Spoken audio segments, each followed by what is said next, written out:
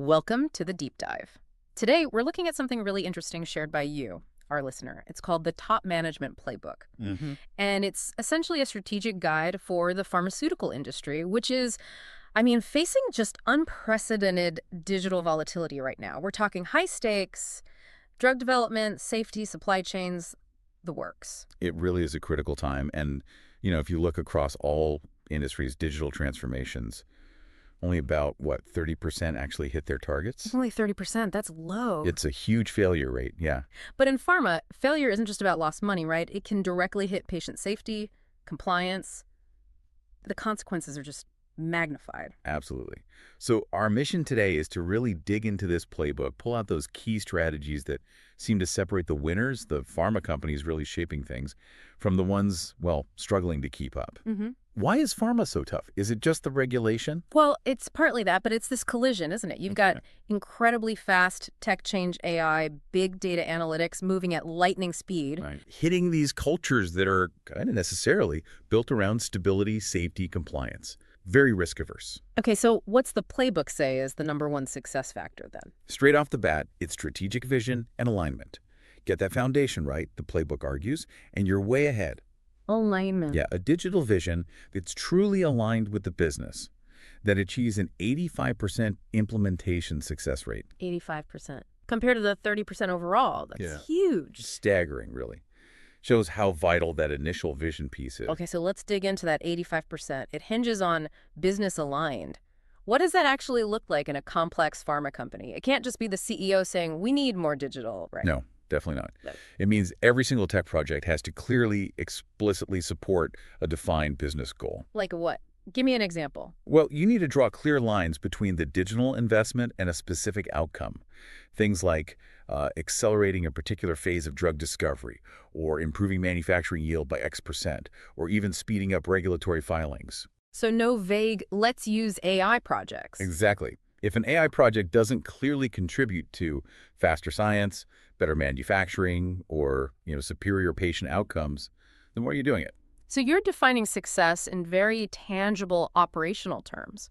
Reducing lab time, improving batch release, not just like making systems faster. Precisely. Technology becomes the enabler for the core mission, the science, the efficiency, the patient outcomes. It stops being just an IT cost center. Okay, but here's the tricky part I always see. Pharma companies are often built like, silos. You have R&D over here, manufacturing there, clinical ops somewhere else. They're linked, but sometimes they feel like separate kingdoms. How do you enforce this aligned vision across all that? That brings us right to governance. Right. The playbook really hammers home the need for C-suite digital sponsorship and effective cross-functional governance. So top-level buy-in and structures to make people talk to each other. Yes, but more than just talking. These need to be real decision-making bodies. The stats are pretty compelling. Structures like these have a 78% success rate for implementation, and they drive a 70% improvement in that cross-functional alignment. 70% improvement in breaking down silos. Yeah. Wow. That sounds like solving one of the biggest headaches in these large organizations. It really is. Yeah. But it requires systematic ways to coordinate. You have to consider requirements from everywhere: R&D, manufacturing, quality, regulatory, commercial, clinical. Because a change in one place ripples outwards. Absolutely. A Yeah. digital shift in R&D changes what manufacturing needs data-wise. Manufacturing tweaks impact quality control and regulatory filings downstream. If you kick off a big tech initiative without, say, quality and regulatory folks having real authority at the table, it's probably doomed. You miss one connection and the whole thing stalls. Or worse, you get delayed, and your competitor, who did get the governance right, maybe optimizes their manufacturing and cuts costs while you're still arguing. That's the real-world impact.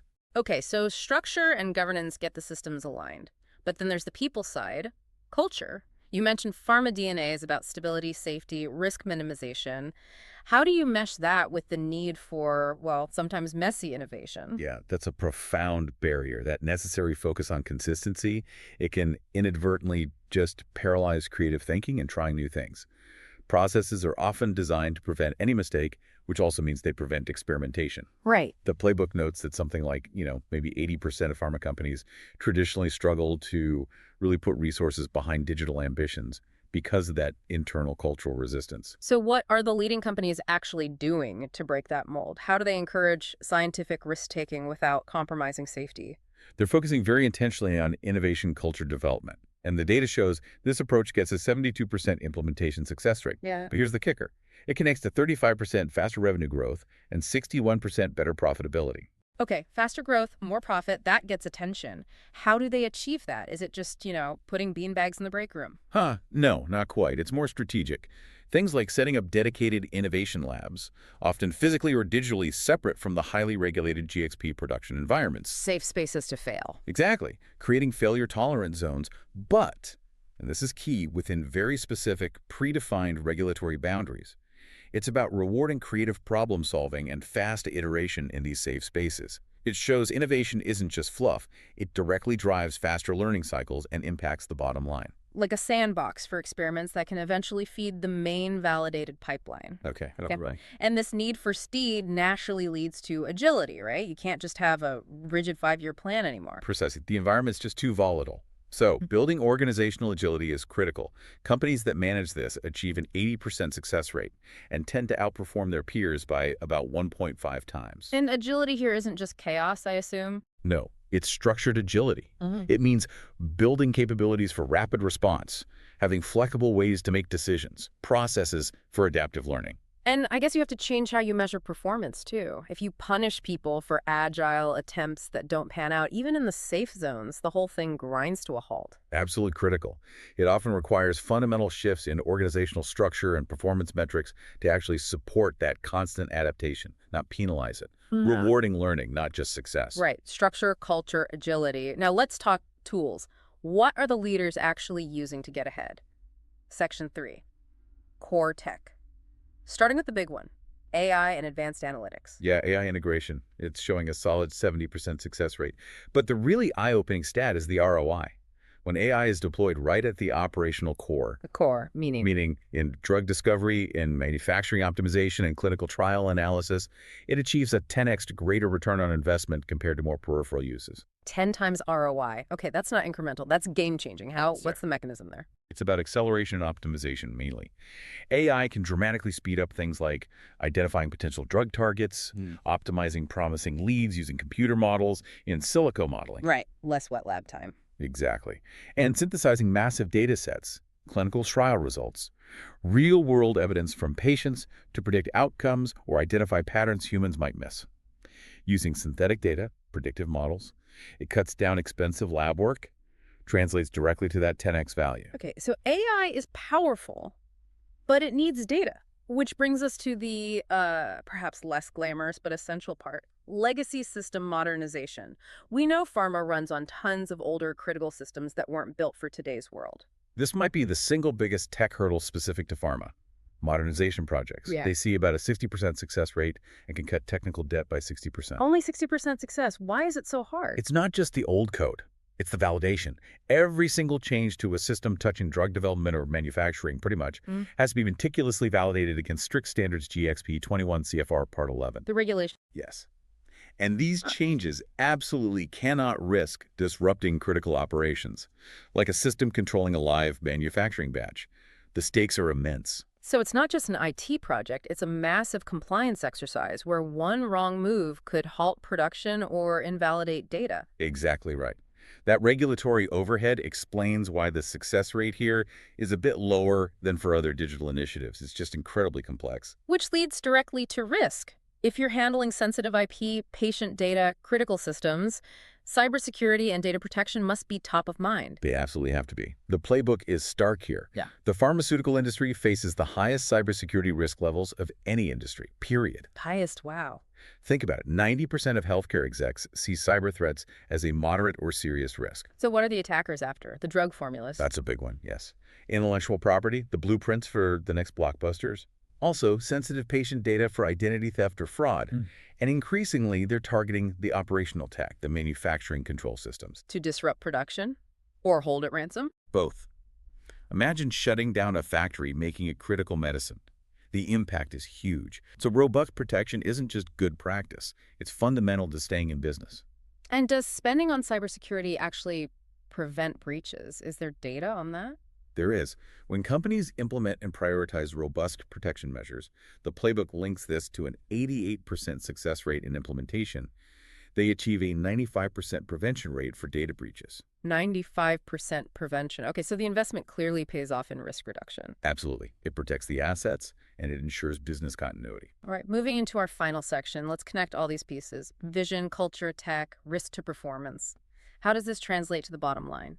Operational excellence and ROI. Yeah, operational excellence is where it all comes together. When done right, it achieves an 81% implementation success rate and delivers about a 30% improvement in operational productivity. 30% productivity boost. How? It's about tightly aligning those digital tools with precise execution, ensuring consistency, process adherence, all while maintaining that non-negotiable compliance standard. Now, ROI in pharma. I know it's notoriously tricky.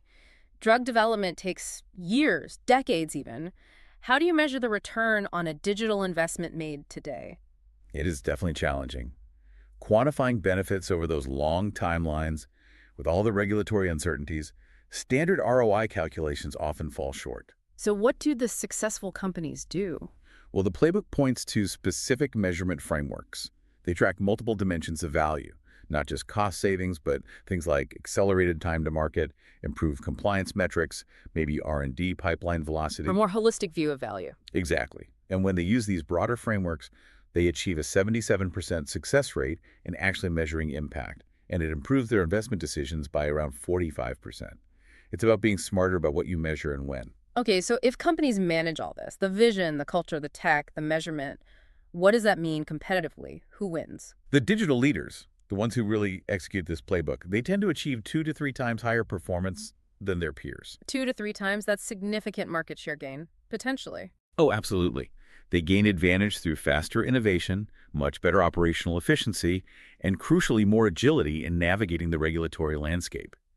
The big opportunities now are at that intersection of digital tech and pharma science. Like what specifically? Things like building out precision medicine platforms or creating entire digital therapeutics ecosystem. Hey, clarify that for the listener. Digital therapeutic ecosystem, is that just an app or something more? It's much more. We're talking about regulated, software-based medical interventions.